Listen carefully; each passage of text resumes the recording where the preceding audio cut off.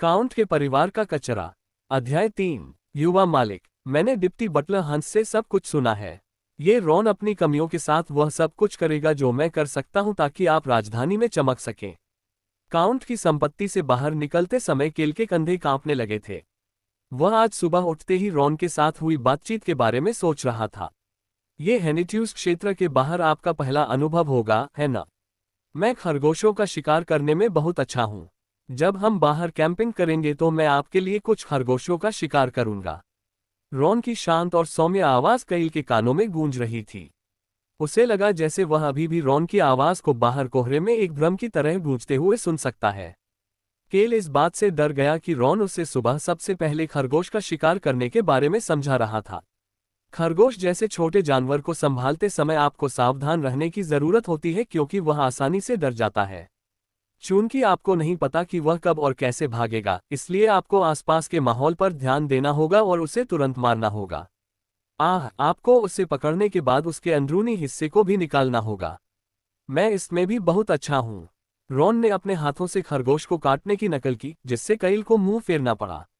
Ron उत्साहित था, हालांकि कैल के दिमाग में बस यही विचार था कि रॉन उसके साथ खेल रहा था। कैल बस इस बात से खुश था कि रॉन उसके साथ राजधानी जा रहा था। मैं बीकरॉक्स को अपना निजी शेफ बना सकता हूँ।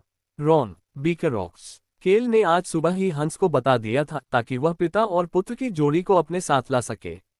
बेशक रॉन भी वहां था। हंस, मैं इस यात्रा के लिए बीकरॉक्स को अपना निजी शेफ बनाना चाहता हूँ। क्या मैं पूछ सकता हूँ बीकरॉक्स क्यों?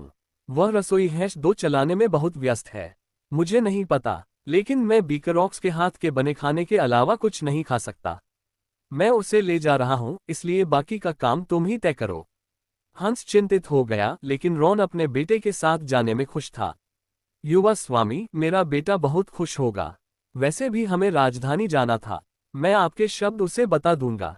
रॉन की बातें सुनकर केल को राहत मिली। उसे चिंता थी कि वे मना कर देंगे, लेकिन बीकरॉक्स को हेनिट्यूस क्षेत्र छोड़कर राजधानी की यात्रा करने में भी मजा आना चाहिए। केल धुंध भरे पश्चिमी शहर से गुजरते हुए उन लोगों के बारे में सोच रहा था जिन्हें वह अपने साथ राजधानी ले जाएगा। कहानी उपन्यास से थोड़ी अलग तरह से आगे बढ़ रही थी, लेकिन ऐसा नहीं था कि वह अपने लिए कुछ लाभ प्राप्त करने का प्रयास छोड़ सकता था। युवा स्वामी, आप आज जल्दी आ गए। बेका को कैल से 2-3 बार मिलने के बाद लगा कि वह उसके साथ काफी सहज है। कैल ने बस बेकर से पूछा, रोटी? बेकर ने मुस्कुराते हुए केल को रोटी से भरा एक थैला थमा दिया। बेशक, मेरे पास सब कुछ तैयार है। लेकिन क्या आज वाकई आखिरी दिन है? क्यों? ज्यादा पैसे के लालच में? हाँ, मैं निश्चित रूप से हूँ। केल मुस्कुराने लगा। उसे इस तरह के ईमानदार जवाब पसंद थे। केल ने बेकर के कंधे को थपथपाया, जो उसके आसपास थोड़ा ज्यादा सहज लग रहा था, और झुग्गियों की ओर चल दिया। जब मुझे इसे दोबारा खाने का मन होगा तब मैं वापस आऊंगा। बेकर ने उत्सुकता से देखा कि कैसे केल कोहरे में गायब हो गया और फिर प्रार्थना करने लगा। वह प्रार्थना कर रहा था कि केल वापस आए और ढेर सारा पैसा खर्च करे। केल को बेकर की प्रार्थना के बारे में पता नहीं था क्योंकि वह झुग्गियों की तरफ जा रहा था। फिर उसने देखा कि भाई बहन उसका इंतजार कर रहे थे। क्या इन बच्चों के पास घर नहीं है? केल हमेशा की तुलना में बहुत पहले आ गया था। हालांकि भाई बहन एक साथ लिपटे हुए थे और उसका इंतजार कर रहे थे, जैसे कि वे पूरी रात पहाड़ी की चोटी पर इंतजार कर रहे थे। छोटा भाई अपनी बड़ी बहन की बाहों में झुका हुआ लग रहा था। भाई बहन चुपचाप केल की ओर देख रहे थे। उनके बाल और कपड़े गीले लग रहे थे, शायद इसलिए क्योंकि वे सुबह कोहरे में यहीं रुके थे। बेशक केल ने ऐसा दिखावा किया कि उसे इसकी जानकारी नहीं है। ये लो, इसे ले लो। छोटे लड़के ने कैल से दोनों का हिस्सा ले लिया। कैल ने तब तक इंतजार किया जब तक कि लड़के ने उसे उठा नहीं लिया और फिर मुड़कर आदमखोर पेड़ की ओर बढ़ गया। मुझे खुशी है कि यहाँ कोहरा है। कोहरे के कारण देखना मुश्किल हो गया था। चूंकि यह पहाड़ी काउंट की संपत्ति के अलावा पश्चिमी शहर में सबसे ऊंची जगह थी, इसलिए यहाँ कोहरा और भी घना था। कोई और यह नहीं देख सकता था कि केल क्या कर रहा है, या इससे भी महत्वपूर्ण बात यह है कि केल पेड़ से क्या प्राप्त करता है। और मुझे और दो, प्लीज। केल ने हमेशा की तरह उस द्वेष से भरी आत्मा की भयानक आवाज सुनते हुए छेद में रोटी का एक थैला डाला। छेद के अंदर का अंधेरा धीरे धीरे धूसर से सफेद होता जा रहा था। केल मुस्कुराने लगा, ये सोचकर कि उसके सारे प्रयास व्यर्थ नहीं गए। यह उस पल की बात है। और क्या कईल उस आवाज को सुनकर चौंक गया और पीछे हट गया, जो अब चीख में बदल गई थी। उपन्यास में ऐसा कुछ नहीं लिखा था। और अगर तुम मेरे लिए और लाओगे तो मैं तुम्हें एक उपहार दूंगा। एक उपहार, वर्तमान। उस शब्द से केल की आंखें चमकने लगीं।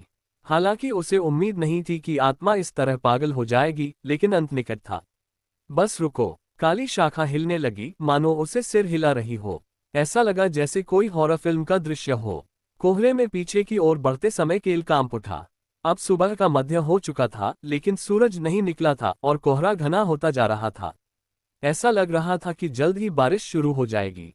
भाई बहन कहीं बाहर गए होंगे, क्योंकि उसने उन्हें नहीं देखा, लेकिन केल ने सोचा कि वे बारिश से बचने के लिए गए हैं और उसने रोटी का तीसरा थैला आदमखोर पेड़ के सामने रख दिया।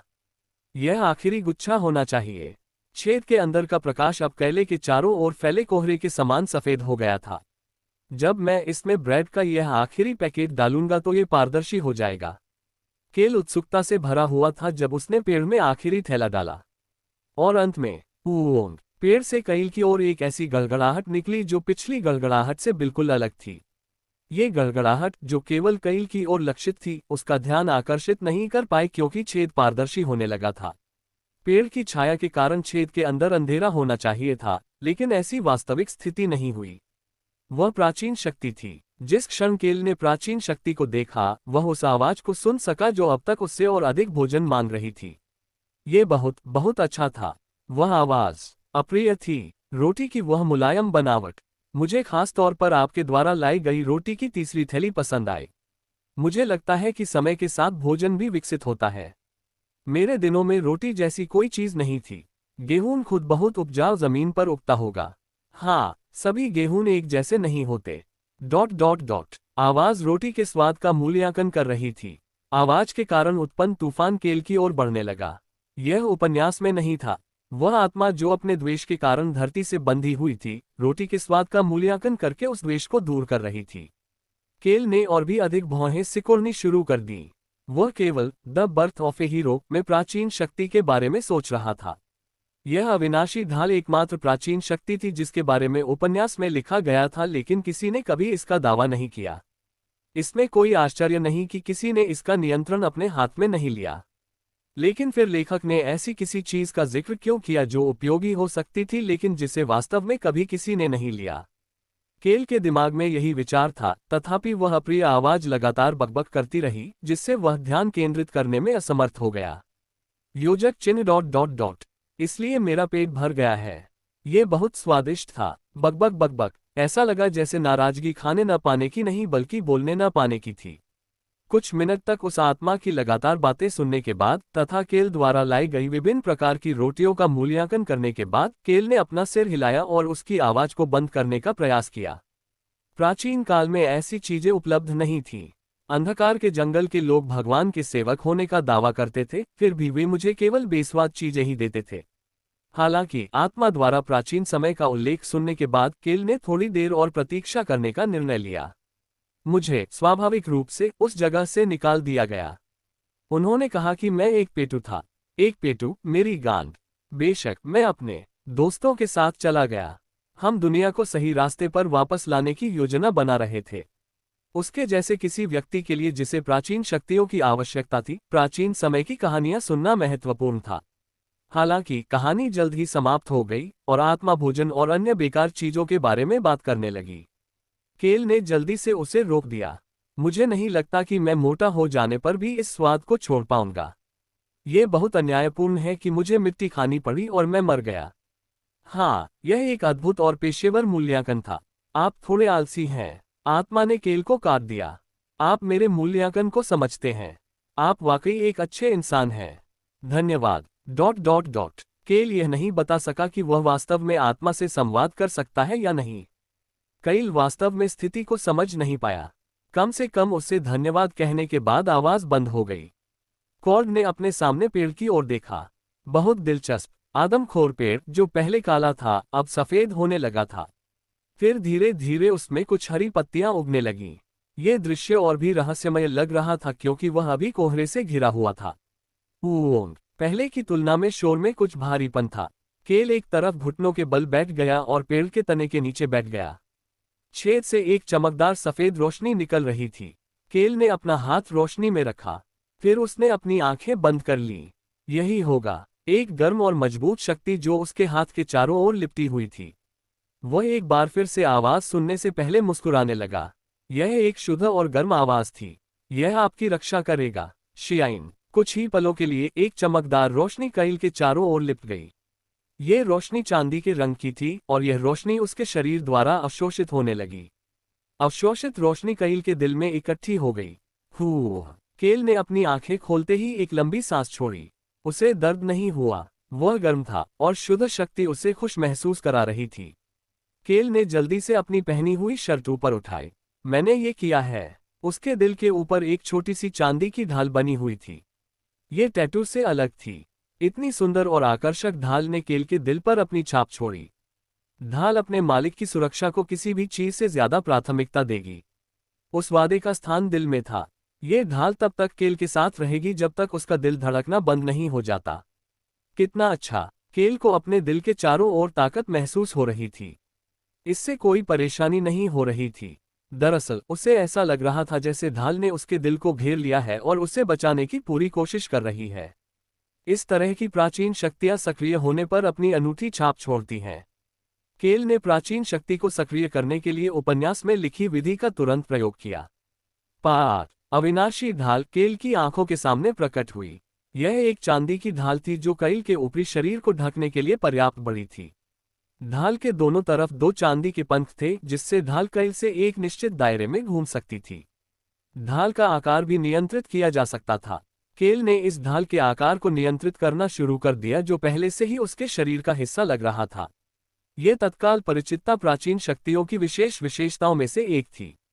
यही कारण था कि नायक इसका इस्तेमाल करते थे, भले ही यह सिर्फ एक सहारे के रूप में ही क्यों न हो। केल मुस्कुराने लगा। अधिकतम 2 बार। केल चोई हान के बारे में सोच रहा था, जो इस समय उसके आसपास सबसे ताकतवर व्यक्ति है। ढाल चोई हान के 2 हमलों को रोकने में सक्षम होनी चाहिए। इस ढाल की ताकत मेरी उम्मीद से ज्यादा है। हीरो हर समय इसका इस्तेमाल क्यों नहीं करते? अविनाशी ढाल अपने नाम के विपरीत वास्तव में टूटने में सक्षम है। हालांकि टूटने पर यह गायब नहीं होती। यदि ढाल पर अपनी क्षमता से अधिक शक्तिशाली हमला होता है तो ये टूटने से पहले मालिक के दिल की रक्षा करने के लिए अपनी अधिकतम शक्ति को संग्रहित करेगी। थोड़ी देर बाद ढाल अपनी ताकत वापस पा लेगी और फिर से इस्तेमाल की जा सकेगी।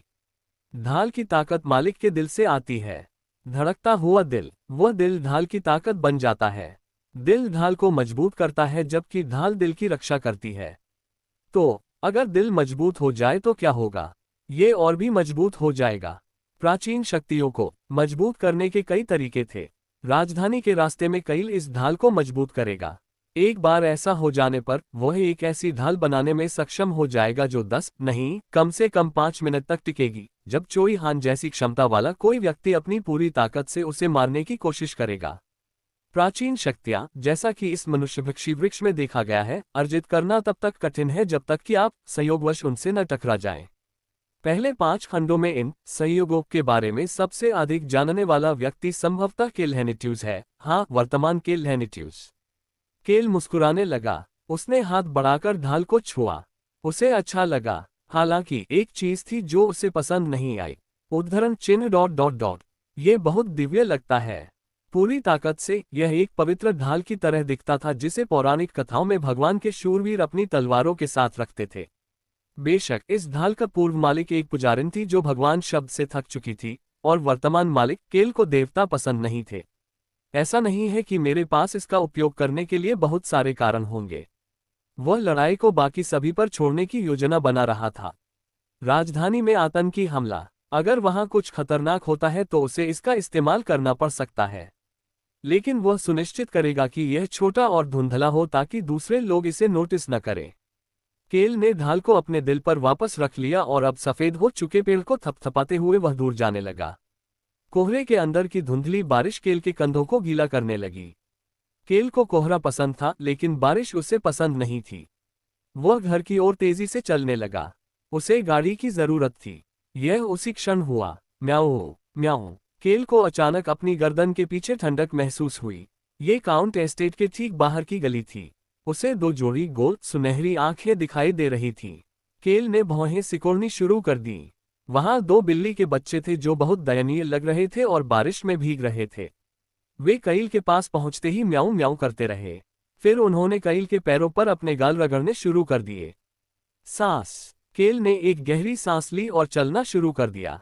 2 छोटे बिल्ली के बच्चे उनके पीछे पीछे चल रहे थे। वे नन्हे बच्चे किसी तरह अपने छोटे पैरों के बावजूद केल के साथ चलने में कामयाब रहे। युवा स्वामी, क्या हो रहा है? घर पर कईल का स्वागत करने वाला व्यक्ति डिप्टी बटलर हैंस था। हंस की आंखें चौड़ी हो गईं और वह भ्रमित हो गया। वह चौंक गया था। कईल ने अपनी जीभ चटकाए और हैंस को उसके हाथ में मौजूद चीजें थमा दी। बेवकूफी भरे सवाल मत पूछो और उनका जवाब दो। हंस की आंखें कांपने लगीं। डब्ल्यू, कितने प्यारे और सुंदर बिल्ली के बच्चे हैं। ये डिप्टी बटलर वाकई बटलर जैसा ही लग रहा था। केल ने सावधानी से दोनों बिल्ली के बच्चों को बेहद उत्साहित हंस के हाथों में थमा दिया। हंस के हाथों में झूलते हुए दोनों बिल्ली के बच्चे हंस की बाहों में होने पर भी लगातार कईल को देखते रहे। युवा मालिक, क्या मैं इन 2 प्यारी बिल्ली के बच्चों की देखभाल कर सकता हूँ? जो तुम्हें चाहिए। हंस खुशी से मुस्कुराने लगा।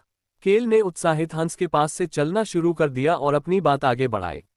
अरे, आपकी जानकारी के लिए बता दूं कि अगर आप उन्हें खाना दे दें तो वे शांत हो जाते हैं। वे दोनों भाई बहन भी हैं। दोनों बिल्ली के बच्चे चौंक गए और कांपने लगे।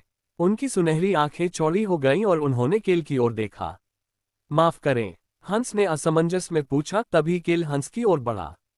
फिर उसने अपना सिर नीचे किया और दोनों बिल्ली के बच्चों को दुलारने लगा। वह पिछले कुछ दिनों से इस बारे में सोच रहा था, लेकिन अब तक उसे यह कैसे पता नहीं चला। चांदी की बिल्ली के बच्चे को उन औषधीय जड़ी बूटियों की हल्की गंध आ रही थी जो उसने लड़की को दी थी। जब उसने पहले 2 बिल्ली के बच्चों को उठाया था तो उसे बीफ स्टेक और बेकन क्रीम पास्ता की भी गंध आ रही थी जो उसने उन्हें आज सुबह दी थी। इससे केल को यकीन हो गया। पिछले कुछ दिनों की घटनाएं आखिरकार केल के दिमाग में सुलझ गईं। क्या तुम्हें लगता था कि मुझे पता नहीं चलेगा? दोनों बिल्ली के बच्चे की सुनहरी आंखें लगातार हिल रही थीं। केल ने उन भाई बहनों की ओर देखा जिन्हें वह पिछले कुछ दिनों से खाना खिला रहा था और मुस्कुराने लगा। Tap tap. यहां तक कि जोरदार थपथपाने पर भी बिल्ली के बच्चे सिर्फ कईल को घूरते रहे।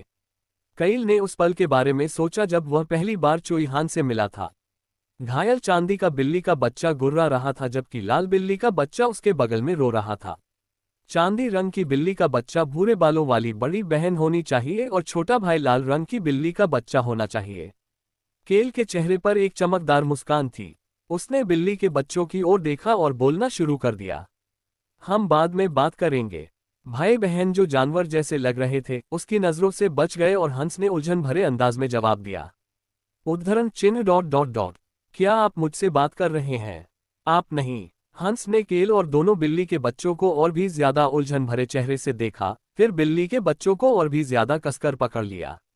यह एक ऐसी हरकत थी जिससे ऐसा लग रहा था कि वह किसी खतरनाक व्यक्ति से बचने की कोशिश कर रहा था। हालांकि उसे जल्द ही एक बार फिर केल के पास जाना पड़ा। क्या आप वापस जा रहे हैं? हाँ, ऐसा इसलिए था क्योंकि केल ने अपना कोट बदल लिया था और वह फिर से जाने की तैयारी कर रहा था। तुम कहाँ जाओगे? मुझे एक वादा निभाना है और किसी से मिलना है। उद्धरण चिन्ह ... युवा स्वामी, आप अपना वादा निभाने जा रहे हैं?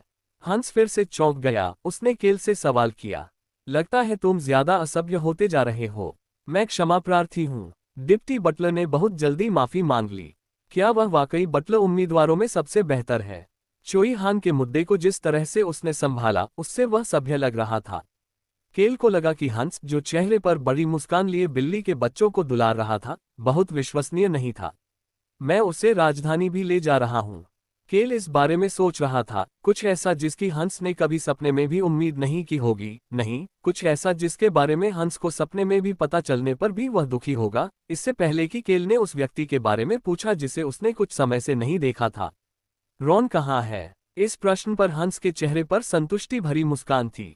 मैंने सुना है कि चोईहान निम्न राजधानी की आपकी यात्रा के शुरुआती हिस्से में आपके साथ एक गार्ड के रूप में जाएगा। क्या ये सच है? हंस चोईहान के बारे में सोच रहा था, जिसने आज काउंट के सभी नाइट ब्रिगेड सदस्यों को हरा दिया था। वह अपेक्षा से अधिक कुशल था, जिससे उसके लिए कईल का रक्षक बनना आसान हो गया, जैसा कि कईल चाहता था। बेशक न तो हंस और न ही शूरवीरों को पता था कि चोईहान ने अपनी असली शक्ति छुपा रखी थी। मिस्टर रॉन को पता चला कि चोई हान निम आपके साथ जा रही है और वह चोई हान निम के साथ कुछ कपड़े और यात्रा के लिए अन्य आवश्यक सामान खरीदने के लिए बाहर गया। शेफ बीक्रोक्स भी उनके साथ गया था। मैं समझ गया, मुझे राहत मिली है। ऐसा लगता है कि वे अच्छी तरह से मिलजुल रहे हैं। केल के चेहरे पर एक अनोखी, बेहद चमकदार मुस्कान थी।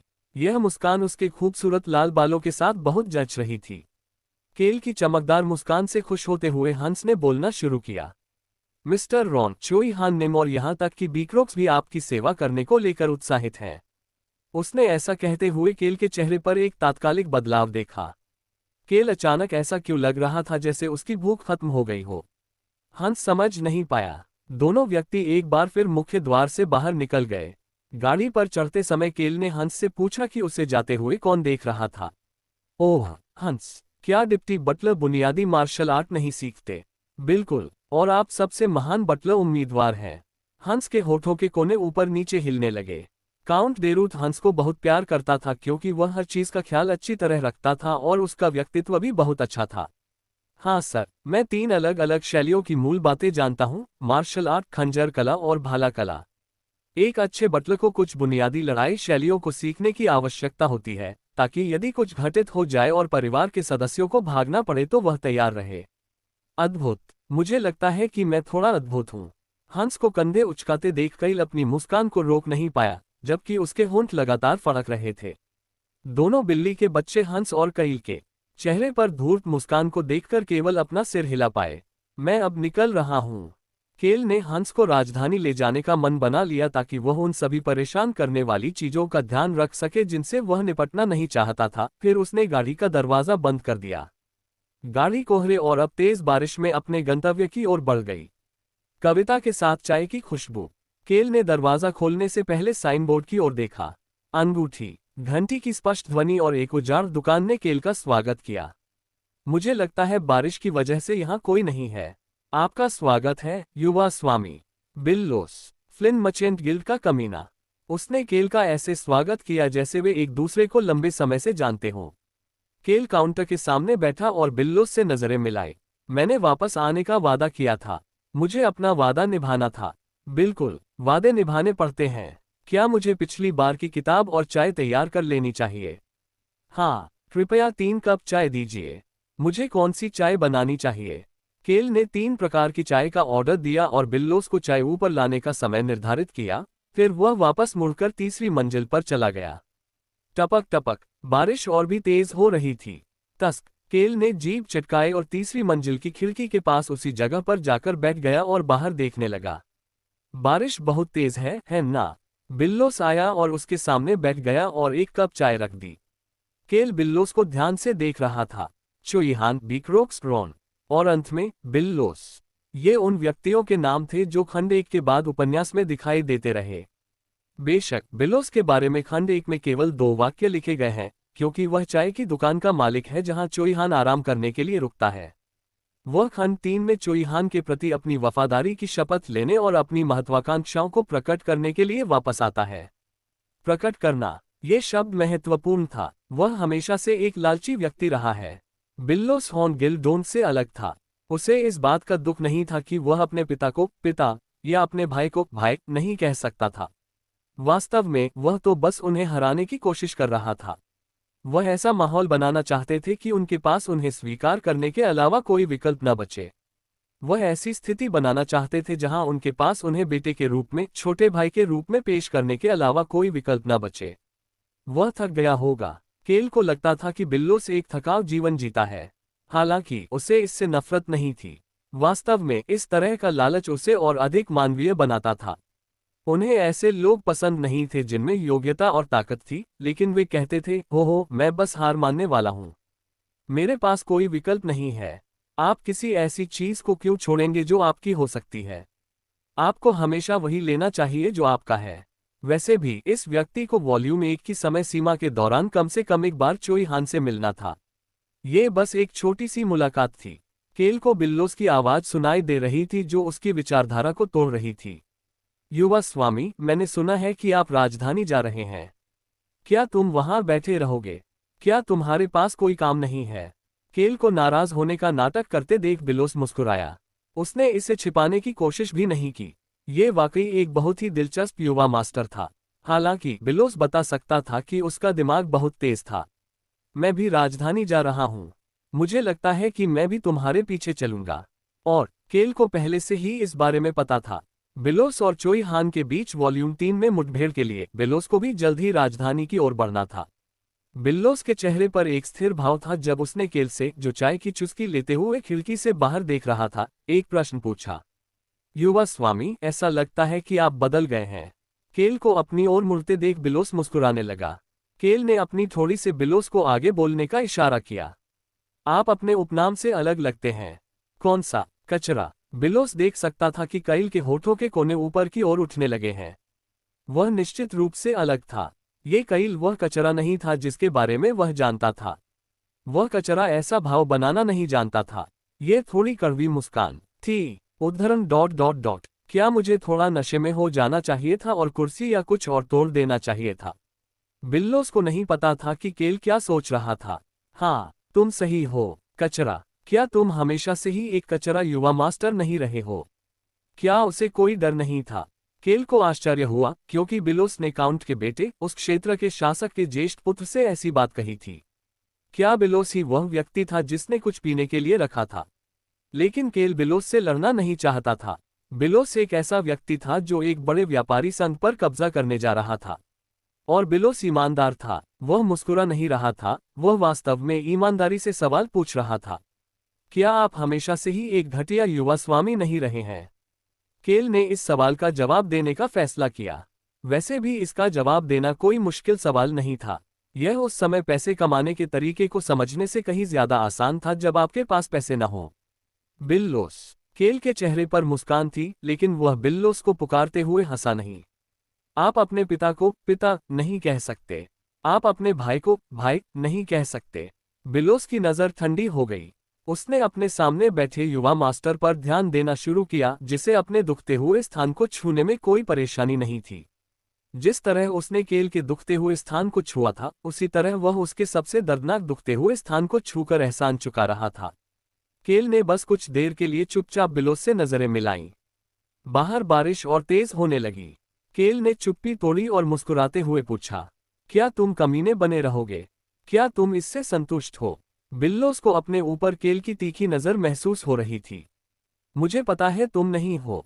केल कुर्सी पर पीछे झुक गया और ऐसे भाव के साथ बोलना जारी रखा जैसे कि वह अतीत के बारे में सोच रहा हो। मैंने 8 साल की उम्र से लेकर अब तक लगभग 10 साल तक घटिया व्यवहार किया है। वाह, अब जब मैं इसके बारे में सोचता हूं तो कैल हेनिट्यूज 8 साल की उम्र से ही घटिया हरकतें कर रहा है। उसने 15 साल की उम्र से ही शराब पीना शुरू कर दिया था। कैसा आदमी है? केल ने अपने दिमाग में मौजूद असली केल के अतीत के बारे में सोचा और मुस्कुराने लगा। बिलोस को वह मुस्कान डरावनी लगी। उसी समय बारिश के बीच से एक छोटी सी आवाज कैले और बिल्लोस तक पहुंची। चीख चीख। ये किसी के सीढ़ियों से ऊपर आने की आवाज थी। केल ने बिलोस के कंधे के पीछे से तीसरी मंजिल के प्रवेश द्वार की ओर देखा। उसे किसी का सिर दिखाई दिया। काले बाल। ये चोई हान था। उसके पीछे रॉन था। केल ने एक नौकर से कहा था कि वह चोई हान से कहे कि वह दिन में बाद में इस चाय की दुकान पर आए। कैल ने अपनी नज़र उन दोनों से हटा ली और बिलोस के साथ अपनी बातचीत खत्म करने के लिए बोलना शुरू कर दिया। चोई हान और रॉन सीढ़ियों से ऊपर आ चुके थे और कैल की तरफ देखते हुए बोलने लगे। बिल्लोस का उदासीन चेहरा बहुत ठंडा लग रहा था। जो काम आप 10 साल से कर रहे हैं, उसे छोड़ देना ठीक है। जैसे जैसे वह बोलता गया, केल की आंखें अधिक जीवंत दिखने लगीं। मैं हमेशा कूड़े के रूप में नहीं रह सकता। बेशक केल अभी भी अपनी मर्जी से सारा पैसा खर्च करेगा और जो चाहे करेगा, भले ही वह बेकार न हो। वह शांति से रहने वाला था और एक अमीर रईस के बेटे के रूप में जीवन का आनंद लेने वाला था। हालांकि यह बिलोस के जीवन की दिशा से अलग था, लेकिन जो बात मायने रखती थी वही ये थी कि वे दोनों उस तरह से जीना जारी नहीं रखेंगे जैसे वे जी रहे थे। क्या तुम वही नहीं हो? बिल्लोस के होठों का कोना धीरे धीरे ऊपर की ओर बढ़ने लगा। फिर वह झुका और हंसने लगा। कुछ देर तक चुपचाप हंसने के बाद बिल्लोस ने अपना सिर उठाया और केल की ओर देखा। मैं सचमुच इससे थक गया हूं। बिल्लोस हंसते हुए कह रहा था कि वह इससे थक चुका है। देखा, मैंने तुमसे कहा था। केल ने अपने कंधे उचकाए और चोई हान और रॉन को अपने पास आने का इशारा किया। उसी समय बिलोस अपनी सीट से उठकर बोलने लगा, युवा मास्टर, क्या मैं राजधानी में आपसे मिलूंगा? केल ने भौहें सिकोड़ना शुरू कर दिया। अगर वे तुरंत राजधानी में मिलते तो मामला जटिल हो जाता। परेशान क्यों होना? केल ने बिलोस को जाने का इशारा किया और बिलोस ने जाने से पहले सम्मानपूर्वक सिर झुकाया। रॉन, चोई हान और उतरते हुए बिलोस ने एक दूसरे से नजरें मिलाईं, लेकिन वे सभी एक दूसरे को अनदेखा कर गए। अच्छा, केल ने उस दृश्य का स्वागत किया। चोई हान और बिलोस मुश्किल से एक दूसरे से टकराए। ये बिल्कुल वैसा ही था जैसा किताब में दिखाया गया है। केल ने संतुष्टि के साथ अन्य दो लोगों को देखकर मुस्कुराना शुरू कर दिया। रॉन, मुझे पता था कि तुम उसके साथ आओगे। हंस के अनुसार बीकर ऑक्स भी तुम्हारे साथ गया था, लेकिन मुझे लगता है कि वह रसोई में वापस चला गया। उसे उस रसोई के प्रति जिम्मेदारी का गहरा एहसास है। युवा स्वामी, क्या आप उस व्यक्ति के करीब हैं? रॉन के अप्रत्याशित प्रश्न पर केल ने अपने कंधे उचका दिए। नहीं, उद्धरण चिन्ह ... अच्छा ऐसा है। केल ने इसे कोई महत्वपूर्ण बात न मानकर किनारे कर दिया, लेकिन रॉन ने इसे जरूर सुना। उसने केल को ये कहते हुए सुना कि वह कूड़े की तरह नहीं जी सकता। केल ने रॉन की ओर देखना बंद कर दिया, जिसका जवाब बंद हो गया और उसने चोई हान से नजरें मिलाईं। मुझे लगता है कि आप अफवाहों पर भरोसा नहीं कर सकते। वह क्या कह रहा है? केल ने चोई हान की बातों को नजरअंदाज कर दिया। उस समय बिल्लोस ने चाय के 2 अन्य कप लाए जो केल ने पहले ऑर्डर किए थे। क्या मुझे ये कप इन 2 सज्जनों को दे देना चाहिए? हाँ, केल फिर से मुस्कुराने लगा। मैंने उन्हें पहले ही ऑर्डर कर दिया था। केल ने खुद चाय के कप उठाए और हर व्यक्ति के सामने एक रख दिया। चोई हान के सामने वह चाय थी जो उसने मेनू से बेतरतीब ढंग से ऑर्डर की थी। रॉन के लिए, मैंने इसे खास तौर पर आपके लिए मंगवाया है क्योंकि ऐसा लगता है कि आपको ये बहुत पसंद है। वरना आप इसे हर रोज मेरे लिए क्यों लाते? ये गर्म नींबू चाय थी। केल ने देखा कि रॉन अजीब लग रहा था और उसे पूरे दिन में सबसे बड़ी संतुष्टि महसूस हुई। लेकिन उस संतुष्टि के पीछे केल को अचानक अपनी गर्दन के पीछे ठंडक महसूस हुई। ऐसा इसलिए था क्योंकि रॉन ने बिना किसी शिकायत के नींबू की चाय पी ली थी। खटखट, चाय के प्याले को मेज पर रखने की आवाज इतनी तेज क्यों लग रही थी? शुक्र है, सिर्फ केल ही घबराया हुआ नहीं था। चोई हान, जो चुपचाप अपनी चाय का आनंद ले रहा था, भौहें सिकोड़ने लगा। आप थोड़ा शांति से अपनी चाय का आनंद क्यों नहीं लेते? रॉन ने अपनी हंसी रोक ली जब उसने देखा कि चोई हान ने कैल की तरफ देखा और फिर उससे सम्मानजनक लहजे में बात की। आज उसे चोई हान के लिए एक अच्छी खासी तलवार मिल गई थी। ये तलवार उसी लोहार ने बनाई थी जिसने बीक्रोक्स का खाना पकाने का चाकू बनाया था। क्या आप इसे आजमाना चाहेंगे? मैं ऐसे किसी व्यक्ति के खिलाफ नहीं लड़ूंगा जो खाना पकाने वाले चाकू से किसी और को काटने की कोशिश कर रहा हो। उसका बेटा बीक्रोक्स चोई हान को उस तलवार से लड़ने के लिए लगातार परेशान करता रहा। ऐसा इसलिए था क्योंकि बीक्रोक्स ने पिछली बार उस छोटी सी लड़ाई से चोई हान की ताकत के बारे में थोड़ा बहुत जान लिया था और वह और अधिक जानना चाहता था। हालांकि चोई हान ने उससे लगातार मना किया। हो, कितना मजाकिया बदमाश है। क्या मुझे भी तुम्हारी तरह खून से सनी तलवार लाने की जरूरत है? चोई हान ने एक क्षण के लिए अपनी आंखें बंद कर ली, फिर उन्हें खोल दिया और बीक्रोक्स को इस तरह उत्तर दिया जैसे वह स्वयं इसकी पुष्टि कर रहा हो। मैं अब एक ऐसा व्यक्ति बनूंगा जो सुरक्षा करेगा। उसने कहा कि मैं भी ऐसा कर सकता हूं। तुम क्या कह रहे हो? रॉन ने अपने बेटे और चोई हान की प्यारी नोकझोंक देखी। उसके बाद चोई हान के साथ कैल से मिलने आया। उसे ऐसी अनमोल बात सुनने की उम्मीद नहीं थी। मैं हमेशा कूड़े के रूप में नहीं रह सकता। रॉन नींबू की चाय पीते हुए यही सोच रहा था, लेकिन ऐसा लग रहा था कि वह चोई हान को घूर रहा था। केल संतुष्टि के साथ उस दृश्य को देख रहा था। The birth of A hero में रॉन और चोई हान का रिश्ता भी कुछ ऐसा ही था। वे हमेशा एक दूसरे से लड़ते रहते थे, लेकिन फिर भी साथ साथ यात्रा करते रहते थे। वे एक अनुबंध से बंधे हुए थे, लेकिन वे दोनों जानते थे कि वे एक दूसरे पर भरोसा भी कर सकते हैं। केल ने सोचा कि पिटाई से बचने के लिए उसके द्वारा की गई हरकतों के कारण बहुत सी चीजें बिगड़ गईं, लेकिन ऐसा लग रहा था कि उनका रिश्ता भी इसी तरह से बन रहा था। ये निराशाजनक है कि इसे थोड़ा तोड़ मरोड़ कर पेश किया गया, लेकिन मेरी जिंदगी पहले है। मैं उपन्यास को अपनी जिंदगी पर हावी नहीं होने दे सकता। केल के लिए उसकी जिंदगी पहली प्राथमिकता थी। उसके बाद ये था कि उसके इलाके में रहने वाला हर व्यक्ति शांति से रहे। आपको और क्या चाहिए? मीठी चाय सचमुच सबसे अच्छी होती है। रॉन उन शब्दों को सुनकर चौंक गया जो केल ने खुशी से कहे थे। इन तीनों व्यक्तियों का चाय का समय मूसलाधार बारिश के बीच ही समाप्त हो गया। मुझे लगता है कि अगली बार मैं तुमसे राजधानी में मिलूंगा। कईल ने बिल्लोस की ओर अपना सिर हिलाया, जिन्होंने चाय के समय के बाद तीसरी मंजिल से नीचे आते समय कईल का अभिवादन किया। मैं कुछ समय के लिए हर रोज यहाँ आऊंगा। क्या ऐसा है? किताब पढ़ने के लिए? जो भी मुझे करने का मन करे। कृपया जब भी आप चाहें बेझिझक आएं। ये चाय की दुकान आपके लिए हर समय खुली है, युवा स्वामी।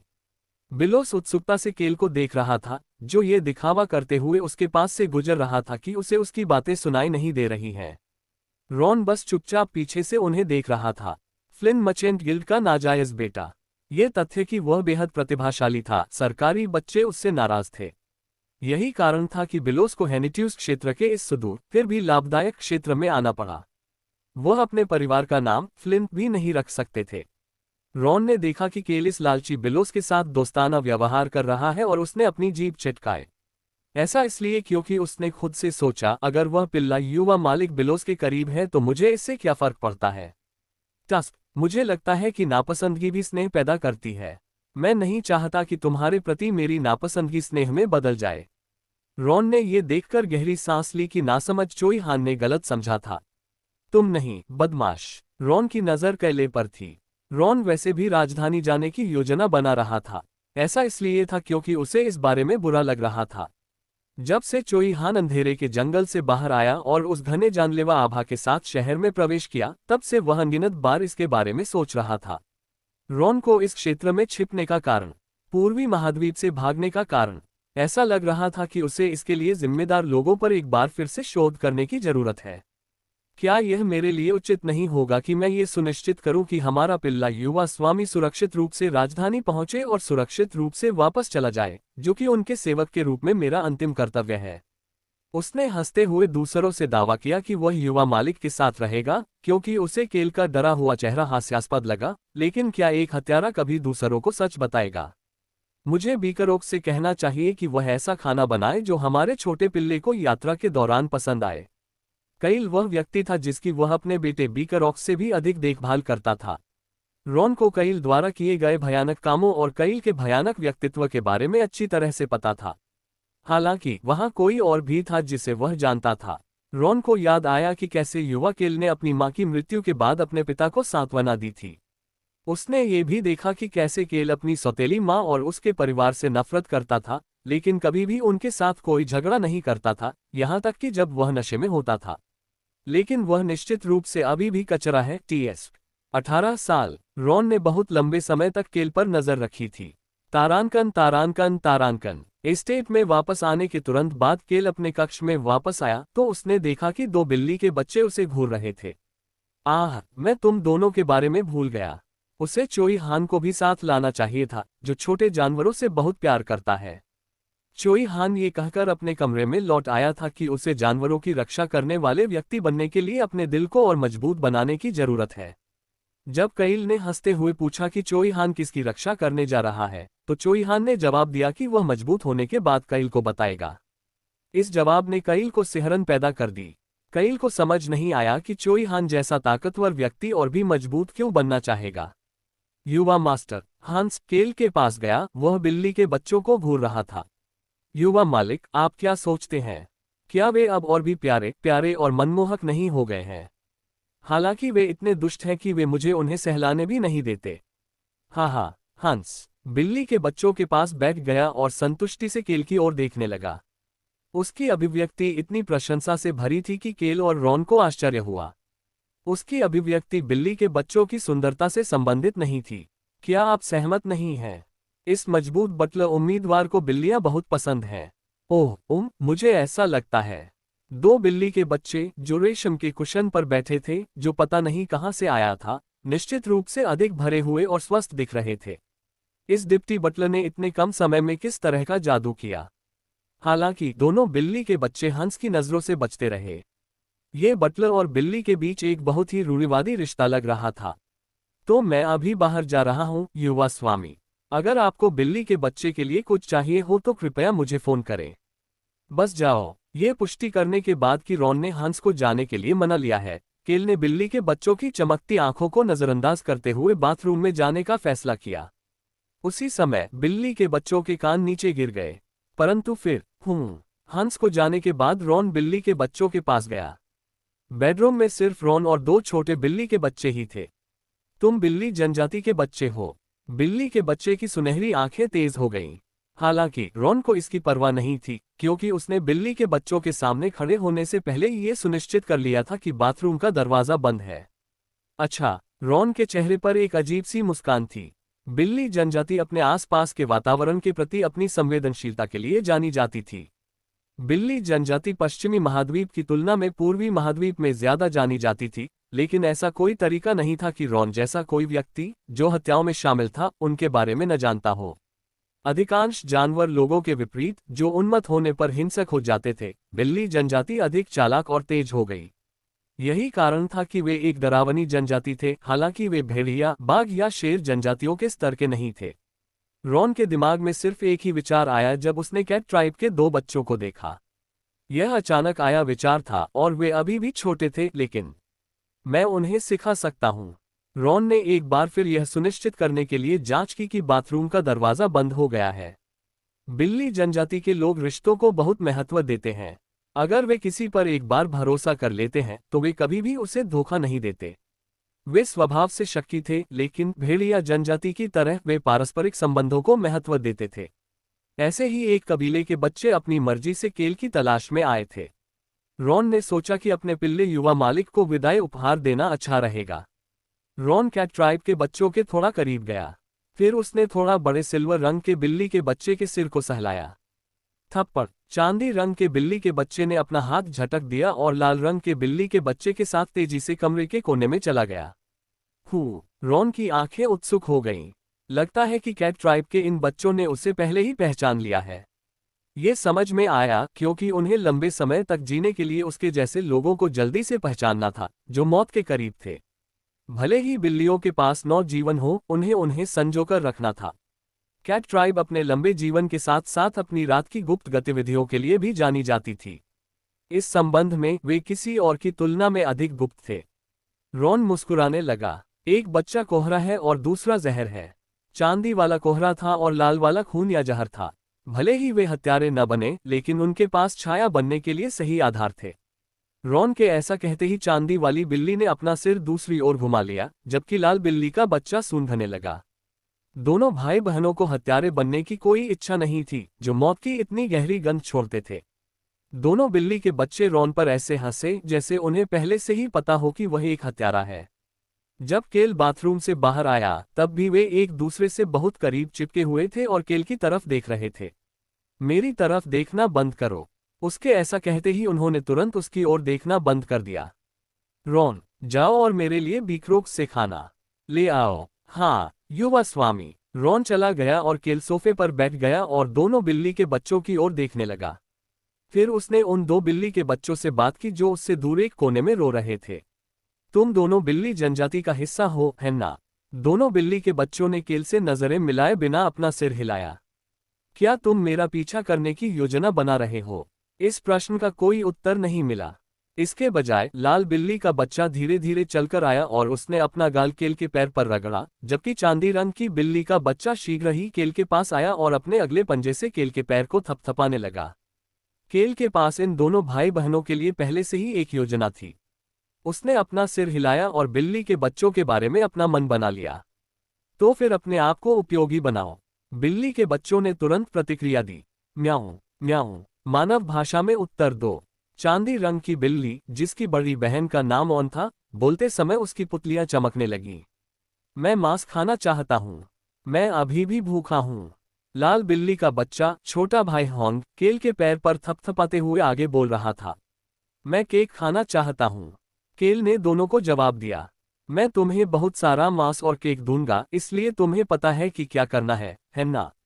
उपयोगी बनो, उपयोगी बनो। बिल्ली के बच्चों ने तुरंत जवाब दिया और इस तरह वे दो भाई बहन, जिन्हें फॉककैट जनजाति से बाहर निकाल दिया गया था, काउंट हेनेट्यूस के घर का हिस्सा बन गए। 4 दिन बाद केल काफी समय बाद पहली बार अपने परिवार के साथ नाश्ते पर गया। काउंट डेरूथ ने अपने बेटे को देखा, जिसने बेहद साधारण कपड़े पहने हुए थे, और मुस्कुराने लगा। मुझे लगता है कि आप आज जा रहे हैं। आज वह दिन था जब केल हेनेट्यूस क्षेत्र को छोड़कर राजधानी की ओर प्रस्थान करेगा। ऐसा नहीं लगता कि आप घबराए हुए हैं। केल अपने पिता की बात पर प्रतिक्रिया देने के बजाय मुस्कुराया। पिछले कुछ दिनों में केल की त्वचा का रंग बहुत बेहतर हो गया था। उसके पास बेहतर होने के अलावा कोई विकल्प नहीं था। चूंकि मुझे बुरी तरह पीटा नहीं गया था। कल तक हैनिट्यूज इलाके में बारिश हो रही थी। अगर कहानी उपन्यास की तरह ही होती तो बारिश के दिन कैल की बुरी तरह पिटाई हो जाती। बेशक कल कैल की पिटाई नहीं हुई थी। अब वह अच्छी नींद भी ले सकता था। ऐसा इसलिए था क्योंकि वह हमेशा अपने दिल के इर्द गिर्द अविनाशी ढाल को महसूस कर सकता था। ये जानते हुए कि वह बच सकता है, भले ही उसने रॉन या बीक्रोक्स जैसे किसी व्यक्ति के साथ कुछ गलत किया हो, उसके लिए रात में सोना आसान हो गया। पिता, केल ने नाश्ते की मेज को देखा जो पहले से भी अधिक शानदार थी, जैसा कि उसने पूछा। ऐसा लगता है कि दूत में लोगों की संख्या फिर से बढ़ गई है। मैंने आपसे संख्या कम करने के लिए कहा था। उसने अपने पिता से अनुरोध किया था कि उसकी जरूरतों को पूरा करने के लिए उसके साथ आने वाले नौकरों की संख्या कम कर दी जाए। उसने कहा कि हंस और रॉन ही काफी हैं। बेशक हंस पहले तो पीला पड़ गया, लेकिन जब उसने सुना कि बिल्ली के बच्चे भी उनके साथ यात्रा करेंगे, तो उसने तुरंत सामान पैक करना शुरू कर दिया। उस बारे में किसी कारण से देरूथ ने अपनी बात पूरी किए बिना ही रोक दी। उसी समय किसी और की आवाज उनकी बातचीत में घुस गई। यह मेरा निर्णय था। वह काउंट की पत्नी वायलिन थी। उसके बाल बिल्कुल सही तरीके से बन में बंधे हुए थे, एक भी बाल नहीं था। वह अपनी प्लेट की ओर देख रही थी। वह अपने बेटे बेसन से बहुत मिलती जुलती दिख रही थी। यहाँ तक कि जिस तरह से वे दोनों केल से नजर नहीं मिला रहे थे और एक उदासीन भाव लिए हुए थे, वह भी एक जैसा था। हम अपने परिवार के किसी सदस्य को सिर्फ इसलिए गरीब और भयानक नहीं देख सकते क्योंकि आप इतने छोटे दूत के साथ जाना चाहते हैं। यह एक बहुत ही स्थिर आवाज थी। वायलिन ने फिर आगे बढ़ने से पहले अपनी नजर ऊपर उठाकर केल की दिशा में देखा। उद्धरण चिन्ह ... मैं यह नहीं कह रहा कि आप भयानक हैं। इतना तो मैं भी जानता हूँ। केल का जवाब सुनने के बाद वायलिन एक क्षण के लिए हिचकिचाई, फिर उसने अपना भोजन का एक और निवाला लिया और बोलना जारी रखा। लोग, विशेषकर कुलीन लोग, दिखावे की बहुत परवाह करते हैं। Countess violin. केल चुपचाप उसे देख रहा था। वह एक गरीब कलाकार, परिवार की सबसे बड़ी बेटी के रूप में पैदा हुई थी, और जब वह बड़ी हुई तो उसने एक व्यापारी संघ का मुखिया बनने का सपना देखा था। वह रईसों को बेची जाने वाली विलासिता की वस्तुओं से प्रभावित हुई और हैनिट्यूज क्षेत्र में आ गई। यहाँ आने के बाद उसे मूर्तिकला की कला से प्यार हो गया। अंततः उनकी मुलाकात काउंट देरूथ से हुई और उनसे प्रेम हो गया, तथा वे उस क्षेत्र के सांस्कृतिक व्यवसाय संचालन के निदेशक के रूप में रहने लगी। केल नहीं, किम रोकसू की राय में उसे अपने और अपने जीवन पर बहुत गर्व था। यही कारण है कि उसे अपने परिवार पर भी बहुत गर्व था। हालांकि वह जानती थी कि केल चुपचाप उसे देख रहा था, फिर भी वह अपने चेहरे पर कोई भी परिवर्तन लाए बिना आगे बढ़ती रही। कला उन मानवीय अनुभवों के लिए नहीं है। PR जानबूझकर H के बिना काट दिया गया है। वह थोड़ी असभ्य वक्ता थी क्योंकि उसने कुछ समय तक व्यापारिक जगत में काम किया था। वैसे भी बहुत से लोग सोचते हैं कि दिखावट किसी व्यक्ति के बारे में सब कुछ बता देती है। यह उसका तरीका था कैल को ये बताने का कि वह अपने साथ बहुत से नौकर ले जाए। उसका लक्ष्य ये था कि कैल को सिर्फ इसलिए नकारात्मक रूप से न आंका जाए क्योंकि वह अपने साथ सिर्फ कुछ नौकर ले गया था। स्वाभाविक रूप से केल भी अपने काम के लिए बहुत से लोगों को साथ ले जाना चाहता था। ये कितना अच्छा और आरामदायक होगा। अब उसे बिना नौकर के कपड़े बदलने में दिक्कत हो रही थी।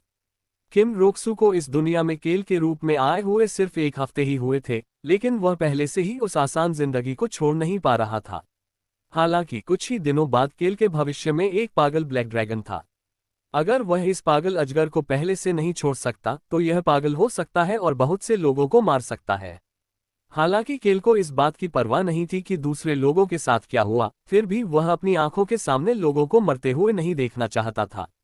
इसके अलावा वह उन लोगों की जिम्मेदारी भी नहीं लेना चाहता था जो ड्रैगन के कारण घायल हो जाएंगे।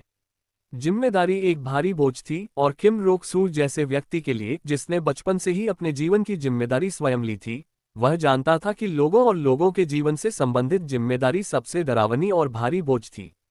इसीलिए उसने बोलना शुरू किया। कला आत्मा का दर्पण है।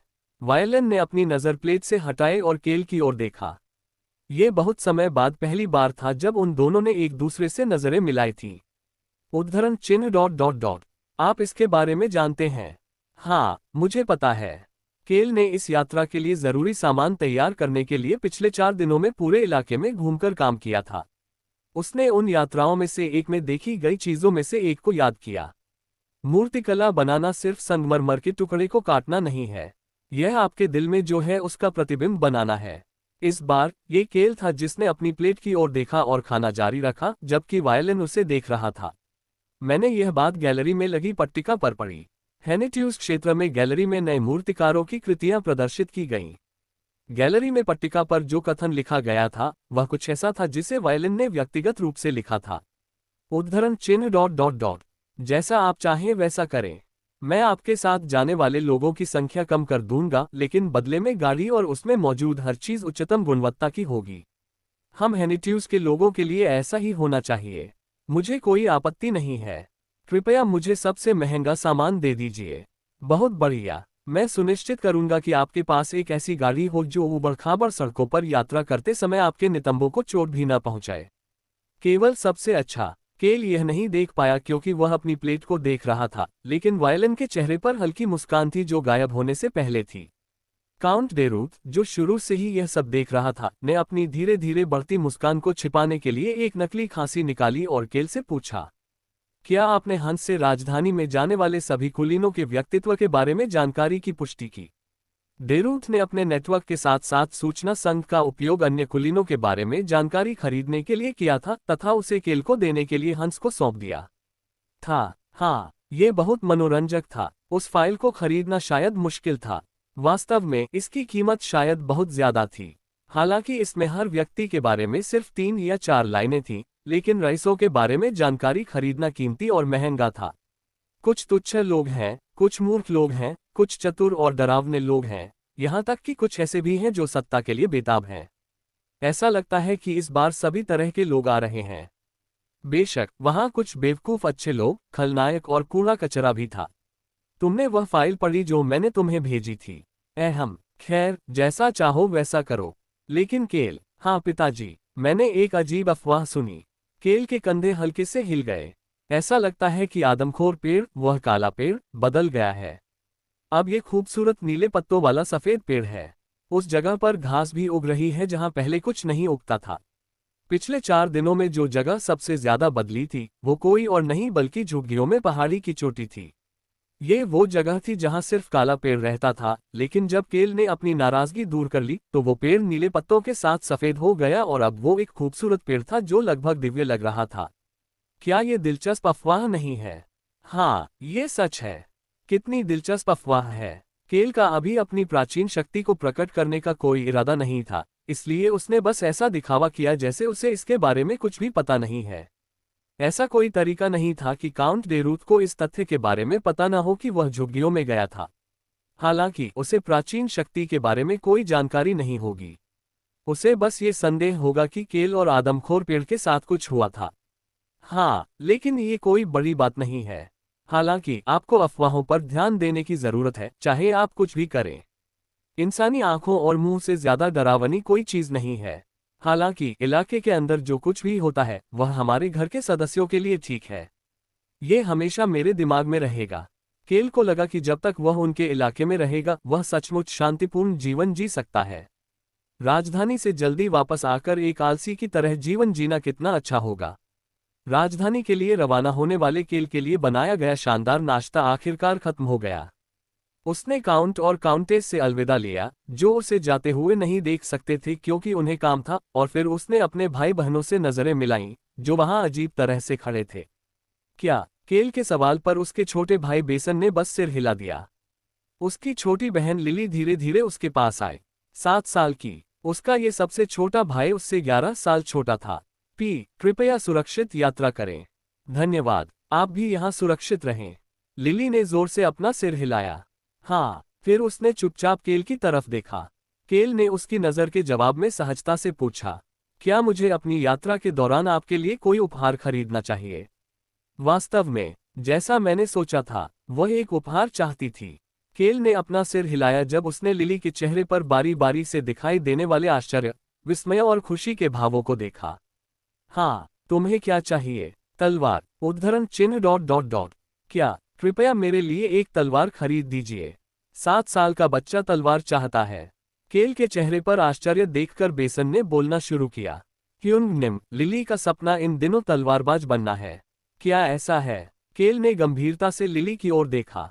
इस घर के सभी लोगों के हाथ लंबे थे, पैर लंबे थे और शरीर भी अच्छा था। लिली सिर्फ 7 साल की थी, लेकिन वह अपनी उम्र के हिसाब से लंबी थी और अगर वह मेहनत करे तो आसानी से एक अच्छी तलवारबाज बन सकती थी। मुझे लगता है कि यह उसे सूट करेगा। लिली की आंखें चमकने लगीं। मैं तुम्हारे लिए एक महंगा खरीदूंगा। लिली मुस्कुराने लगी और जवाब देने के बजाय शर्मिंदगी में अपना सिर नीचे कर लिया। केल ने यह नहीं देखा क्योंकि उसने अपने 15 वर्षीय छोटे भाई की ओर देखा जो उसकी ओर देख रहा था। तुम्हें भी कुछ चाहिए? तरल स्याही वाला पेन। समझ गया। अपने भाई बहनों से उपहारों की सूची प्राप्त करने के बाद नाश्ता समाप्त हो गया। तारांकन तारांकन तारांकन। केल की अभिव्यक्ति अजीब थी जब वह उस गाड़ी के सामने खड़ा था जो उसे राजधानी ले जाने वाली थी। कितना अजीब है। अपने पास खड़े व्यक्ति से पूछते समय उसके चेहरे पर अजीब सा भाव था। ऐसा क्यों है कि उनकी सीट मेरी सीट से बेहतर है? केल अपने पास पड़े महंगे और मुलायम कुशन को देख रहा था, साथ ही कुशन पर बैठे 2 बिल्ली के बच्चों को भी देख रहा था। युवा मालिक, क्या हमारी प्यारी बिल्लियों को इस यात्रा पर आराम से यात्रा नहीं करनी चाहिए? वे बहुत छोटी और कीमती हैं। हंस ने जवाब दिया और बिल्लियों के लिए तैयार किए गए खास व्यंजन भी गाड़ी में रख दिए। केल और रॉन दोनों के चेहरे पर भाव शून्य थे। ऐसा इसलिए है क्योंकि उसने उन्हें कोहरा बनाते और उसमें जहर भरते नहीं देखा है। 3 दिन पहले केल ने ऑन और हॉर्न को बगीचे के एक खाली कोने में बुलाया। आप क्या कर सकते हैं? उसके सवाल के जवाब में ऑन ने बिल्ली के रूप में कोहरा बनाया, जबकि हॉर्न ने अपने खून का थोड़ा सा हिस्सा हवा में जहर फैलाने के लिए इस्तेमाल किया। बेशक ऑन जहरीले कोहरे को नियंत्रित करने में सक्षम थी ताकि कैल को मरने से बचाया जा सके। इसके अलावा हॉर्न जो जहर फैला सकता था वह अभी केवल पक्षाघात के स्तर का था। तुम दोनों बहुत उपयोगी हो। केल की प्रशंसा सुनकर ऑन और हॉर्न ने गर्व से उत्तर दिया। हम अपने जहरीले कोहरे के कारण भागने में सफल रहे। हम काफी उपयोगी हैं। उस दिन से ऑन और हॉर्न पूरे दिन स्वादिष्ट भोजन खाने में सक्षम हो गए। स्वाभाविक रूप से हंस उन्हें भोजन उपलब्ध कराने में खुश था। युवा मालिक, मैं ऊपर ड्राइवर के साथ बैठूंगा। ठीक है। रॉन ड्राइवर के पास कूद गया और केल भी बस में चढ़ने ही वाला था कि चोई हान उसके पास आ गया। कैल निम। चोई हान ने कहा कि वह कैले को युवा गुरु नहीं कहना चाहते थे, बल्कि उन्होंने उसे कैले निम कहना पसंद किया। क्या ये ठीक है कि मैं आपकी सुरक्षा के लिए उसी गाड़ी में न रहूं? केल का चेहरा ऐसा हो गया जैसे उसने कोई कड़वा खुरमा खा लिया हो। उद्धरण चिन्ह डॉट डॉट डॉट वहां है। क्या ऐसा करने का कोई कारण है? केल के हाव भाव यही कह रहे थे और चोई हान ने कुछ और नहीं कहा, बल्कि सिर्फ अपना सिर हिलाया। चोई हान को जाते हुए देखकर केल ने अपनी आंखें मूंदनी शुरू कर दी। ये सचमुच अजीब है। चोई हान की आंखें अभी भी बहुत साफ नहीं थीं। उसका दिमाग अभी भी गुस्से और बदला लेने के विचारों से भरा हुआ लग रहा था। जब कल केल ने बताया कि उन्होंने हैरिस विलेज में लोगों को भेजा है, तो वह चोई हान की आंखों में गुस्सा देख सकता था। लेकिन उसे पहले से थोड़ा अलग महसूस हुआ। वह उपन्यास की तरह पूरी तरह से निराश नहीं था, कुछ इस तरह से सोच रहा था, दुनिया नहीं चाहती कि मैं खुश रहूं। वे मेरे सभी प्रियजनों को कैसे मार सकते हैं? यही कारण था कि यह अजीब था। वह बहुत जल्दी ठीक हो गया। ऐसा लग रहा था कि वह उपन्यास के उस चरण में था जब वह बीकरऑक्स, रोजलिन और लॉक के साथ यात्रा कर रहा था। उसके दिल में तलवार थी लेकिन बाहर से वह शांत था। उसने इसे रहने दिया क्योंकि यह बुरा नहीं था, लेकिन केल के मुंह में एक अजीब सी कड़वाहट थी। यह उस पल की बात है। मुझे नहीं लगता कि यह आपकी जगह है। दूत का नेता, क्षेत्र के नाइट ब्रिगेड का उपकप्तान चोई हान के पास आया और बोलना शुरू किया। उपकप्तान ने चोई हान को सिर से पैर तक देखा और फिर मुस्कुराया, जैसे वह चोई हान को देख रहा हो। मुझे पता था कि हमारे पास कम से कम एक ऐसा व्यक्ति तो होगा। केल ने अपनी जीभ चटकाई। चोई हान ने अपनी क्षमताओं को औसत स्तर तक छिपा रखा था। समस्या ये थी कि चोई हान वह पहला व्यक्ति था जिसे केल ने काउंट की एस्टेट में अतिथि के रूप में लाया था, और तथ्य ये था कि काउंट डेरूथ ने उसके साथ एक महत्वपूर्ण अतिथि की तरह व्यवहार किया था। इस तथ्य को जोड़ते हुए कि वह इस बार केल के सुरक्षा कर्मियों के एक भाग के रूप में जा रहा था, कुछ लोगों ने उसे नापसंद करना और उसका विरोध करना शुरू कर दिया। वे उसे प्रत्यक्ष रूप से परेशान नहीं कर रहे थे क्योंकि वह अभी भी केल का मेहमान था, लेकिन चोई हान को परेशान करने के लिए वे गुप्त रूप से कई चीजें कर रहे थे। युवा स्वामी, मुझे नहीं लगता कि चोई हान ने अन्य शूरवीरों के साथ घुल मिल पाएगी जो हमारे साथ राजधानी जा रहे हैं। क्या ऐसा है? हाँ, मुझे लगता है कि इसके लिए उपकप्तान जिम्मेदार है। मैं समझ गया हंस, तुम इसके बारे में चिंता करना छोड़ दो। केल ने हंस की रिपोर्ट के बारे में सोचा और उसे बुरा लगा, चोई हान के लिए नहीं, बल्कि उप कप्तान के लिए। जल्द ही उसे एहसास हो जाएगा कि उसकी नजरें सिर्फ जमीन पर नहीं थीं, बल्कि पूरी तरह भूमिगत थीं। जब तक वह ऐसा कुछ नहीं करेगा जिससे उसे पीटा जाए, तब तक सब ठीक रहेगा। केल ने उनके मुद्दों को सुझाने का प्रयास नहीं किया। चोई हान के असली कौशल को देखने के बाद वाइस कैप्टन ठीक से सो नहीं पाएगा। जब वह बहुत डरा हुआ है तो वह कैसे सो सकता है? युवा स्वामी, क्या अब हम चलें? उपकप्तान ने केल से पूछा और केल ने उत्तर देते हुए गाड़ी का दरवाजा बंद कर दिया। हाँ, चलो चलते हैं। 15 सैनिक, 5 शूरवीर और एक विशेष रक्षक, केल के दूत, जिसमें ये सुरक्षा दस्ता और फिर कुछ अन्य लोग शामिल थे, ने आखिरकार राजधानी की ओर बढ़ना शुरू कर दिया।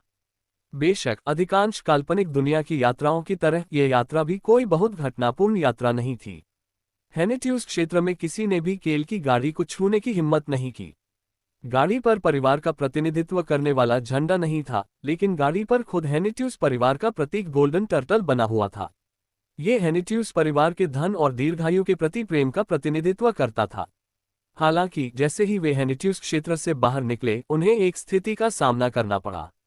जैसा कि अपेक्षित था, वे सचमुच उपस्थित हुए।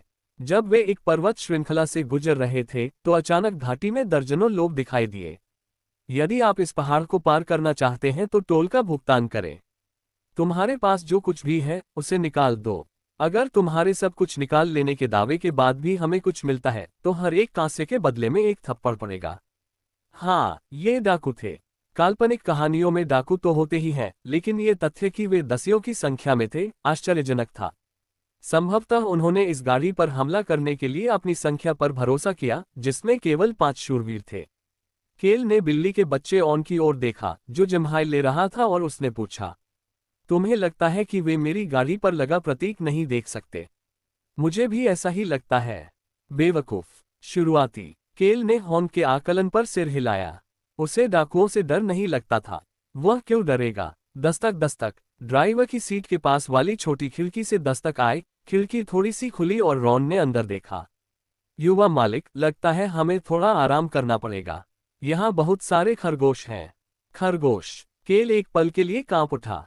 रॉन ने कहा, आह, फिर मुस्कुराया और आगे कहा, आह, ये खरगोश उस खरगोश से अलग है जिसे मैं आपके लिए पकड़ने जा रहा था, युवा स्वामी। बेशक ये खरगोश मेरे द्वारा नहीं बल्कि दूसरे लोगों द्वारा पकड़े जाएंगे। केल की सुरक्षा में कोई ऐसा व्यक्ति था जो डाकुओं से भी ज्यादा डरावना था। गाड़ी के बाहर से डाकुओं की चीखें आती हुई सुनकर उसने समय का हिसाब लगाना शुरू किया। लगभग 1.5 दिन में वे उस क्षेत्र के आसपास पहुंच गए जहां ब्लैक ड्रैगन को प्रताड़ित किया जा रहा था। यह उपन्यास में चोई हान के पहुंचने से पहले की बात है। यही कारण था कि उसने उन्हें बिना रुके आगे बढ़ने के लिए कहा था। अपने इच्छित परिणाम प्राप्त करने के लिए केल को बाहर शिविर लगाने का विकल्प चुनना पड़ा। ब्लैक ड्रैगन की छिपी हुई गुफा के पास वाले गांव तक रास्ते में कोई गांव नहीं था। म्याऊ। लाल बिल्ली जनजाति बिल्ली का बच्चा हॉर्न म्याऊ म्याऊ कर रहा था और अपनी दुम हिला रहा था, मानो वह उत्साहित हो। ऐसा उस क्षेत्र में फैली स्वादिष्ट खुशबू के कारण था। दिन का आनंद स्वादिष्ट भोजन खाने से आता है। केल यही सोच रहा था। गर्मागर्म डिनर लंबे और थकाऊ दिन के अंत और आरामदेह रात की शुरुआत का संकेत था। आज रात का मुख्य भोजन खरगोश के मांस वाला सूप था। धत्तेरी की, ये रॉन का काम नहीं था। केल ने अपनी नजर दूसरी तरफ घुमाई। चोई हान, जिसने खरगोशों को पकड़ा था, खुशी खुशी अपना सूप खा रहा था। म्याऊ। Tap tap. ऑन और हॉर्न उसके पैर पर थपथपा रहे थे, उससे कह रहे थे कि अगर उसे यह नहीं चाहिए तो उन्हें दे दे। हंस के चेहरे पर एक बड़ी मुस्कान थी क्योंकि वह सावधानी से दोनों बच्चों के पास गया था। क्या हमारी प्यारी बिल्ली के बच्चे वह जर्की खाना पसंद करेंगे जो मैंने आपके लिए बनाया है? ये बहुत ही सेहतमंद है, इसमें कोई नमक या प्रिजर्वेटिव नहीं है। स्वाभाविक रूप से ऑन और हॉर्न ने हंस को अनदेखा कर दिया। हंस, जो नहीं जानता था कि वे बिल्ली जनजाति का हिस्सा थे, को भी यह शरारत प्यारी लगी और वह उनके आसपास ही रहने लगा। इस तथ्य के विपरीत कि वे अपनी पहली लड़ाई कर रहे थे, यह एक बहुत ही आरामदायक और शांतिपूर्ण वातावरण था।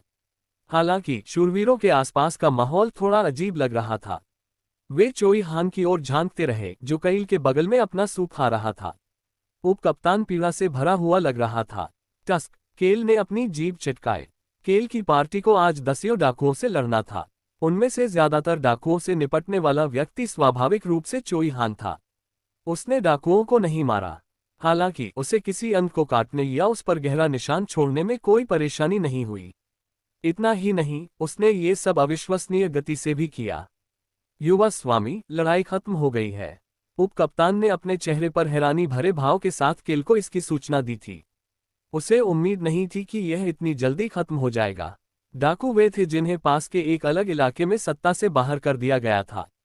जिन डाकुओं को उन्होंने बेवकूफ समझा था, वे अपनी सीमा पर थे और उन्हें लगा कि वे अपनी संख्या के कारण 5 शूरवीरों को संभाल सकते हैं। दुर्भाग्य से उनका पहला लक्ष्य चोई हान के साथ कैल की गाड़ी थी। उपकप्तान का चेहरा पूरी तरह से पीला होने का कारण डाकुओं की ताकत नहीं थी। चोई हान उपकप्तान के पास गया और आगे बढ़ गया। यह एक हल्का मुकाबला था। यह वार्म अप के लिए भी पर्याप्त नहीं था। केल ने देखा कि चोई हान की बातें सुनकर उपकप्तान थोड़ा झिझका। उसने ये भी देखा कि चोई हान उपकप्तान को झिझकते हुए देखकर मुस्कुरा रहा था।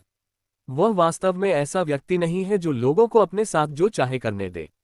ऐसा कोई तरीका नहीं था कि चोई हान जैसा व्यक्ति, जिसे काउंट के बेटे को पीटने में कोई समस्या नहीं थी, अच्छा व्यवहार करे और लोगों को उसके साथ खिलवाड़ करते रहने दे।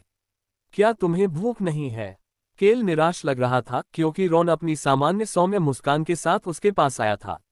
उसने खरगोश के सूप और रॉन के बीच बारी बारी से देखा, फिर अचानक उसे कुछ एहसास हुआ।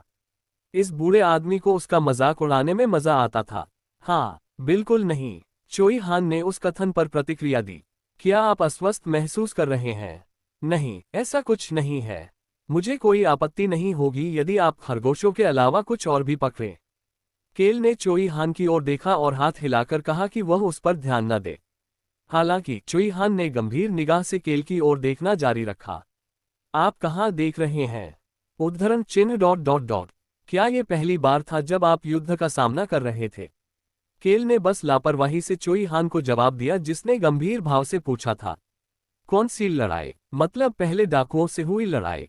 हाँ, बिल्कुल, मैंने पहले कभी इतने सारे डाकू नहीं देखे।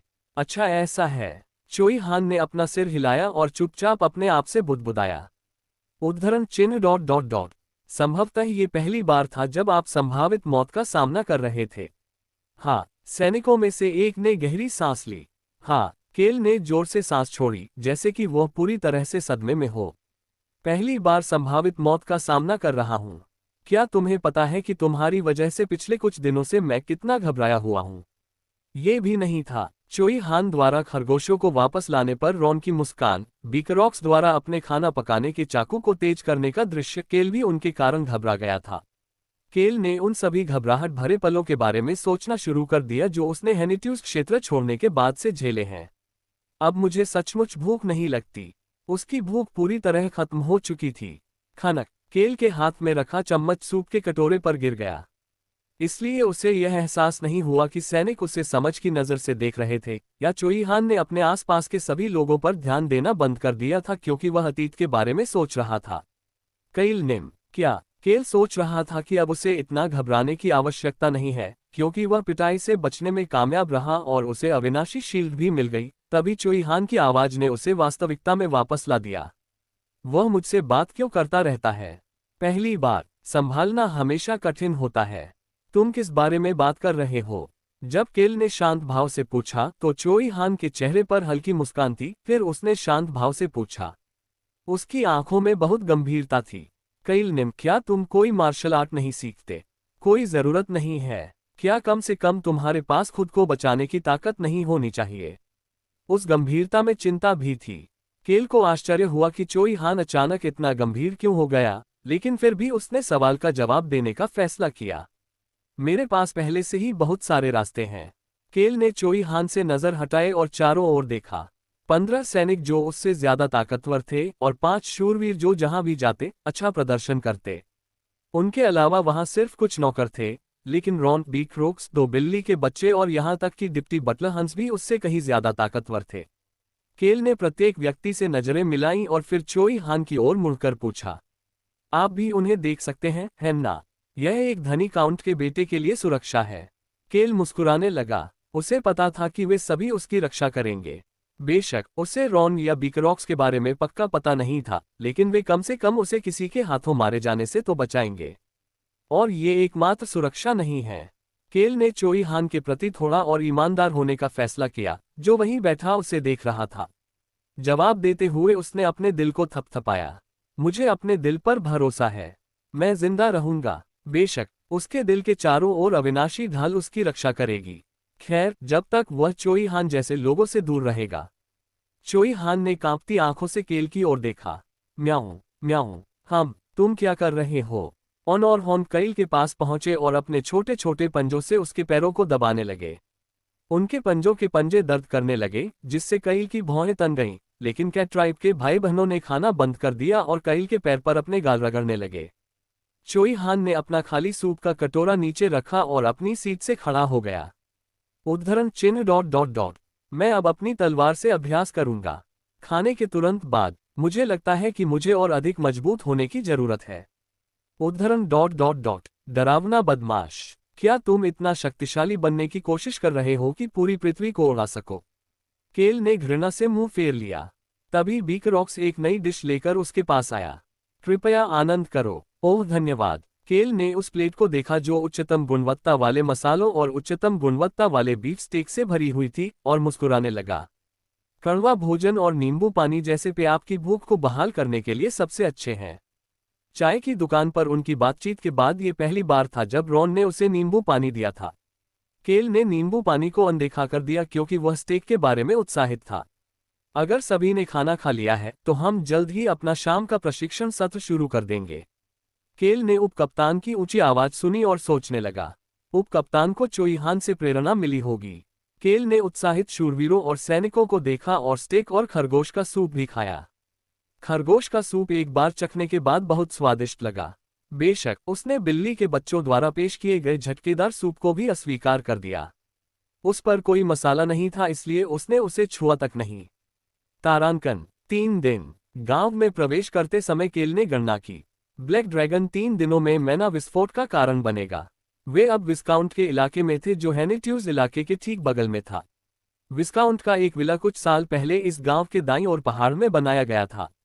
स्वाभाविक रूप से, जबकि इसे बाहर से विस्काउंट के विला के रूप में लेबल किया गया था, वास्तव में यह मार्क्वेस स्टेन का था, जो ब्लैक ड्रैगन को पागल बनाने के लिए जिम्मेदार व्यक्ति था। इस क्षेत्र का विस्काउंट मार्क्वेस के कुत्ते से ज्यादा कुछ नहीं था। और विला के पीछे पहाड़ में काले ड्रैगन वाली गुफा छिपी हुई है। ब्लैक ड्रैगन ने मैना विस्फोट किया और गुफा और पहाड़ को उड़ा दिया। केल ने उस पहाड़ के दाईं और छोटी चोटी को देखा जिसे उसने पार किया था और अपनी जीभ चटकाए। मार्क्वेस स्टेन के परिवार का वेनियन। केल मार्क्वेस के दूसरे बेटे के बारे में सोच रहा था। वह एक पागल मनोरोगी था जिसने वारिस के पद पर पहुंचने के लिए अपने ही बड़े भाई को अपन बना दिया था। वह मनोरोगी मनोरंजन के लिए ब्लैक ड्रैगन को प्रताड़ित करने के लिए अक्सर विला में आता रहता है। टस्क। केल की जीभ चटकाने की आवाज सुनकर हंस चौंक गया और जल्दी से चोई हान को अपने पास बुलाकर बोलने लगा।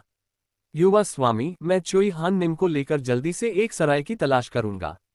कृपया एक क्षण प्रतीक्षा करें। गाड़ी फिलहाल गांव के प्रवेश द्वार के बाहर रोकी गई थी। जो कुछ भी, हम अभी वापस आ जाएंगे। हंस की बात पर केल ने अपना सिर हिलाया और चोई हान को देखा। उसकी आंखों में पुरानी यादें ताज़ा हो गई थीं। आखिर चोई हान उस अस्तित्व से क्यों लड़ेगा जो मैना विस्फोट का कारण बनता है? ऐसा इसलिए क्योंकि वह इस छोटे और शांत गांव को नहीं छोड़ सकता था।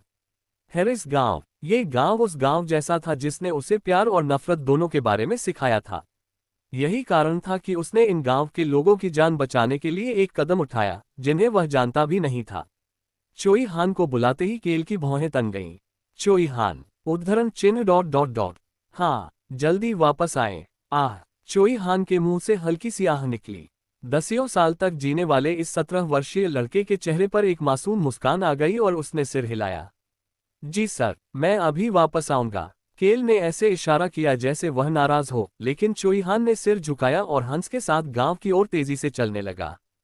केल, जो इस केंद्रित चोई हान को उस व्यक्ति से ज्यादा पसंद करता था जिसके चेहरे पर कोई भाव नहीं था, उसे देखता रहा और अचानक भौहें सिकुड़ने लगा। वह देख सकता था कि एक गाड़ी तेजी से उनकी दिशा में आ रही है।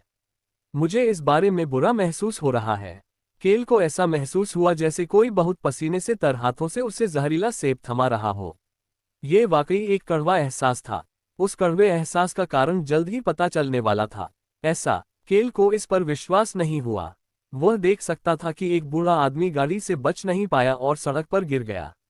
वह चोई हान को भी बूढ़े आदमी की ओर भागते हुए देख सकता था, साथ ही गाड़ी भी सड़क पर ऐसे चल रही थी जैसे वह रुकने वाली ही नहीं थी। ये तो एक घिसी पिटी बात है। उस गाड़ी पर एक झंडा लटका हुआ था, एक लाल सांप। यह मार्क्वेस स्टेन का प्रतीक था। केल की आंखें कांपने लगीं। ये होने वाला था, एक घटना होने वाली थी। टकराना। चोई हान ने बूढ़े आदमी को बचाने के लिए खुद को फेंका और गति ने उसे एक इमारत की दीवार से टकराने पर मजबूर कर दिया। तभी मार्क्वेस स्टेन की काली गाड़ी आखिरकार रुकी। सांस। केल ने गाड़ी का दरवाजा खोलते हुए एक आह भरी। ऐसा लग रहा था कि उसके पास उस घिसी पिटी घटना की जगह पर जाने के अलावा कोई विकल्प नहीं था।